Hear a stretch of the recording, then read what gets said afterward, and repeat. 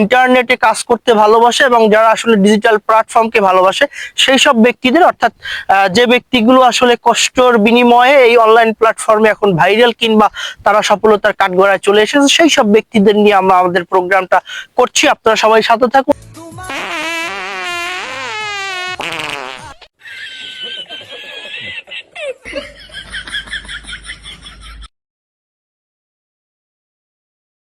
মুই কইছি মুইসা তোমারে ছাড়তে দাও না, আল্লাহর বেলা তোরে আমরা কৃষ্ণ নজরুল সাহেব, আপনি যে আসলে অনলাইন প্ল্যাটফর্মে ঝুঁকলেন এবং অনলাইন প্ল্যাটফর্মে কাজ করলেন, কেন করলেন এবং আপনি আজকে আমাদের এই পর্বের বিশেষ অতিথি, এবং আপনি কেমন আছেন, আপনার কন্টেন্ট ক্রিয়েশন সম্পর্কে আমরা একটু জানতে চাই। জানতে তো চাচ্ছেন, তার আগে আমি আপনার এসবি সুমন আলী পেজের সকল দর্শক এবং বিশেষ করে আপনাকে অনেক অনেক ধন্যবাদ আজকে আমাকে আপনাদের এই পেজে কথা বলার সুযোগ দেওয়ার জন্য। আসলে বিষয়টা হচ্ছে এমন যে আমি যখন কন্টেন্ট ক্রিয়েশন শুরু করি তখন আসলে সালটা ছিল 2019। বিষয় অনেক করোনার সময় যখন আমরা সবাই মনে করেন যে একটু ফ্রি ছিলাম, ওই সময় আমরা এই কয়েকজন বন্ধু মিলে এক জায়গায় বসে, তারপরে আমার মাথায় একটা প্ল্যান আসলো যে বসে না থেকে চলো আমরা একটা ভিডিও তৈরি করি। আচ্ছা, আমি একটু আপনার সাথে অ্যাড করতে চাই। আমি জানি তালতলী উপজেলার লাউপাড়াতে আপনি সর্বপ্রথম এলপি এন্টারটেনমেন্ট নামক একটি ফেসবুক পেজ ছিল আপনার, এবং আপনি সেখানে ভালো ভালো কন্টেন্ট দিয়েছিলেন মানুষে। আসলে আপনার ওইখানকার বিষয়টা একটু আমরা জানতে চাই শুরুতেই। আসলে ওই সময়টা হয়েছে কি, আমাদের তো তখন মনে করেন যে ভালো একটা ক্যামেরা ছিল না, আমরা একটা মোবাইল ছিল, ওইটি দিয়ে আর কি শুট করতাম এবং ওই হালকা পাতলা আর কি মনে করেন ভিডিও মাথায় আসতো, ওইটা দিয়ে আর কি ভিডিও করতাম। কন্টেন্ট ক্রিয়েটর এটা তো মনে করেন যে একটা বিনোদনের জায়গা। বিশেষ করে আসলে আমার আসার এইতে বেশি ছিল, আসলে আমি একটু ফানি টাইপের কথাবার্তা ভালো বলতে পারতাম। তার জন্য আমার বন্ধুরা সবাই বলতো যে আমাকে আর কি নাটু নামে ডাকতো ওরা। তারপরে আমরা বললাম কি, তাহলে চলো আজকে একটা শুট করি, নাটু পার্ট 1। তারপরে ওই জায়গায় একটা শুট ছিল, যেমন মনে করেন যে একটা ছেলে আমাকে একটা থাবড় দিল, থাবড় দেওয়ার পর পাশে কোণে আর একজনে বলল যে এই নাটু তোকে থাবড় দিছে। এবার আবার আরেকজন ছিল, সে উঠে বলল যে এই ভাই তোকে নাটু কইছে দেখ। আর আমি ওই যে আমার নাটু কইছে ওরা আমি উঠে একটা থাবড় দিলাম।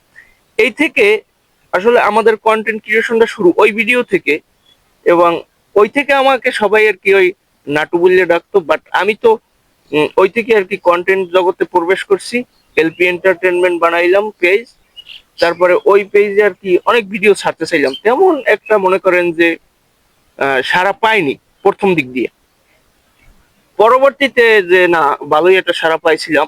বাট মাঝখানে আর কি অনেকদিন যাবত প্রায় বছর খানেক আমি আবার অফ ছিলাম, কারণ একটু ব্যবসা বাণিজ্য দিছিলাম, ওইটা নিয়ে আর কি ব্যস্ততার মধ্যেই সময় পার। রয়েছে সেই ব্যবসাটা কি, আর আর মূলত হচ্ছে আপনার কন্টেন্ট ক্রিয়েশনের আগে কি করতেন আপনি? কন্টেন্ট ক্রিয়েশনের আগে আসলে তেমন কিছু একটা করা হইতো না। এক কথায় ধরতে গেলে আমি বেকারই ছিলাম। তারপরে হয়তো এই কন্টেন্ট ক্রিয়েটরের দিকে এগোইলাম, বাট ওটা দিয়ে তো আর অতটা ইনকাম নাই বা কিছু নাই ওই সময় যা ছিল। তারপরে আমি একটা ছোটখাটো ব্যবসা নিলাম, ওই ব্যবসাটা থেকেই আর কি আপাতত আমার ফ্যামিলি বা সবকিছুই চলতেছে। বাট পাশাপাশি আমি এই কন্টেন্ট ক্রিয়েশনটা করি, কারণ এটা আমার এক হিসেবে বলতে পারেন যে আমার একটা নেশা হয়ে গেছে।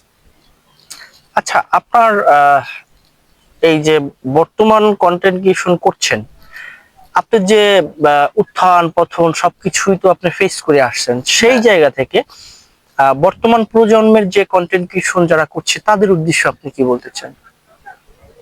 বর্তমান যারা কন্টেন্ট ক্রিয়েশন করে তাদের উদ্দেশ্যে আসলে বলার তেমন কিছুই নাই। বাট একটা কথাই বলবো যে মানসম্মত কন্টেন্ট তৈরি করো এবং মানুষকে বিনোদন দাও, সেটা ঠিক আছে, কিন্তু কন্টেন্ট হয়তো মানসম্মত দরকার। আমার পাশে যারা ছিল তাদের বলতে আমার বন্ধুরাই আর কি আমার বেশি পাশে ছিল। তারাই আমাকে সবসময় সাপোর্ট দিচ্ছে এবং বিনা স্বার্থে আমার সাথে সবসময় ভিডিওতে কাজ করে গেছে। তারা কোনো সময় বলেও না যে আমাদের জন্য এটা করো ওটা করো। বিশেষ করে ওদেরকে আমি আমার মন থেকে অনেকটা ধন্যবাদ জানাই, এবং আমার সাথে এতদিন কাজ করার জন্য তাদেরকে উৎসাহ দিতে হবে। এখন যদি বলি যে ও আর এটা ভালো হয় না, তাইলে তো তার মনটা ভেঙে যায় না। এ বিষয়ে আমি বলতে চাই যে যদি কেউ একটা ভালো কাজের উদ্দেশ্যে আসলে যেতে চায়, ওকে উৎসাহ দেওয়াটাই আমি ভালো মনে করি। আচ্ছা, আপনার এই ফেসবুক পেজ থেকে যে ইনকামটা হচ্ছে হ্যাঁ, সেটা আসলে কেমন হচ্ছে, আর আপনার এই টাকাটা দিয়ে আসলে কি করতে চান? আসলে ফেসবুক ইনকাম এখন তো মনে করেন যে একটু কম। ওই 2 মাস 3 মাস পরে হয়তোবা কিছু একটা আমরা অ্যামাউন্ট পাই। অ্যামাউন্টটা পাইলে আমরা ফ্রেন্ডরা যারা আছে, আমি তো আর একা তো আর পারবো না, ওদেরকে নিয়ে ভাগ বাটোয়া করে তারপর আর কি এভাবে নেওয়া হয়। আপনার দর্শকের উদ্দেশ্যে কিছু বলার আছে? দর্শকের উদ্দেশ্যে আমি একটা কথাই বলবো যে যারা আমাদের ভিডিও আর কি এতদিন দেখে আসছেন এবং সামনেও দেখবেন, তারা একটু বেশি বেশি আমাদেরকে সাপোর্ট করবেন, তাইলে হয়তোবা আমরা আরো একটু সামনের দিকে এগিয়ে যেতে পারবো। আহ, আপনি যে কাজ করছেন সেজন্য আমাদের আজকের এই প্রোগ্রামে অ্যাটেন্ড করার জন্য এবং আপনার কাজের জন্য আমরা অভিনন্দন জানাচ্ছি। সামনের দিকে আরো ভালো কিছু করেন সেই আশা করছি। আর দর্শক, আপনারা যারা দেখছেন আমাদের সাথে রয়েছেন, তারা বেশি বেশি করে লাইক কমেন্ট শেয়ার করবেন, এবং যাতে করে আমরা নতুন করে আরো কাউকে অ্যাড করে এইভাবে তার উত্থান পতনের সম্পর্কে আমরা গল্প শুনতে পারি এবং আমরা যাতে করে জানতে পারি। সবাই ভালো থাকবেন, সুস্থ থাকবেন এবং আমাদের সাথেই থাকবেন।